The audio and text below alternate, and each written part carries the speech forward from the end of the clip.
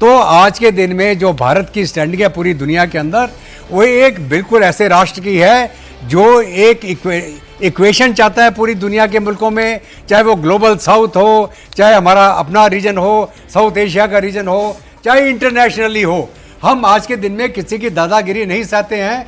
हमारा अपना सोच विचार है, अपने देश हित की बात करते हैं, हम हर एक मित्र की हित की बात करते हैं, हम किसी को दबाने की कोशिश नहीं करते, हम किसी की आर्म ट्विस्टिंग नहीं करते। कोचर साहब, हम लोग तटस्थ जी हम तटस्थ की बात करते थे, अब हम कहते हैं कि भाई हम तटस्थ नहीं है, हम नॉन अलाइन नहीं है, मल्टी अलाइंड है, और जिसमें हमारा फायदा है हम उस तरफ अलाइन हो जाएंगे, हमें कोई दिक्कत भी नहीं है। और ये मैसेज आज जब हम रूस के साथ इतने अहम समझौतों पर हस्ताक्षर करने जा रहे हैं, तो ये मैसेज जो है पूरी दुनिया में जाएगा, अमेरिका को भी जाएगा, ट्रंप को भी जाएगा कि तुम जो है हमें बुली करने की कोशिश करोगे, हमारे वीजा जो है उसको रोकोगे, तो हमारे पास सब्स्टिट्यूट्स अवेलेबल हैं। देखिए पिनाज, ये मैसेज 4 कंट्रीज को जाएगा अपार्ट फ्रॉम ट्रंप। चाइना को जा रहा है, पाकिस्तान को जा रहा है और टर्की को जा रहा है। बिकॉज एक डायरेक्ट मैसेज है कि जहां पे टेक्नोलॉजी की बात हो रही है, आज रशिया एक ट्रांसफर ऑफ टेक्नोलॉजी देने को तैयार है। जहां पे हम हाइपरसोनिक्स की बात करते हैं, स्टेल्थ की बात करते हैं, ये 2 हमारे एक कैपेबिलिटी गैप्स हैं। ये कैपेबिलिटी गैप्स रशिया ये कम करेगा या उसको फिलअप करेगा, और ये बहुत इंपॉर्टेंट है क्योंकि सिंदूर अभी तक जारी है और आपको कोई इसको पता नहीं है कि 1 साल के बाद हम एक और हमारा युद्ध हो जाए पाकिस्तान के साथ।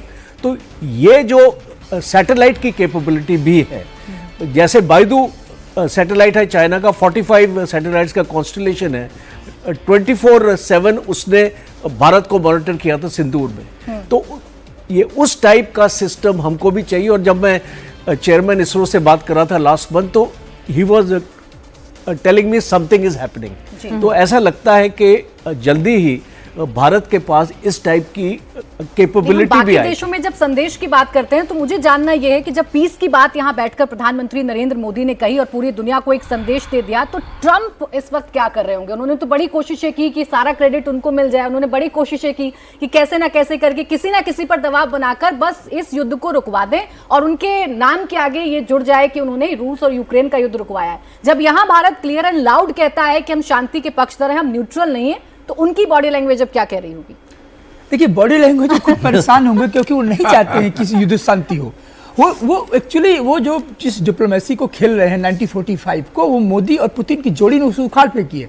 हम भारत जो चाहता है, जो दिल से चाहता है कि यदि रुकना है तो युद्ध रुकना। और ये आज पहली बार नहीं, समरकंद 2000 जब वहां एससीओ की समिट हुई थी समरकंद में, वहां भी हमने ये बात बोली थी। हमारा स्टैंड यही है। और वो क्या कहते हैं कि आप ऐसे कीजिए, अपने बजट बढ़ा लीजिए। नेटो को कहते हैं कि आप डिफेंस बजट बढ़ा लीजिए और यूक्रेन को सप्लाई कीजिए। और यूक्रेन को कहते हैं कि देखिए, मैं ऊपर से तो शांति की बात कर लूंगा और फ्यूल मैं अंदर से करूंगा। जेलेंस्की आप लड़ते रहिए और खत्म होते रहिए। ये तो इस तरीके से आपको नोबेल पीस प्राइज नहीं, मैन ऑफ द पीस नहीं कह जाओगे। सचमुच मैन ऑफ द पीस करें तो गीता को जो दिया गया है, मुझे लगता है एक शांति का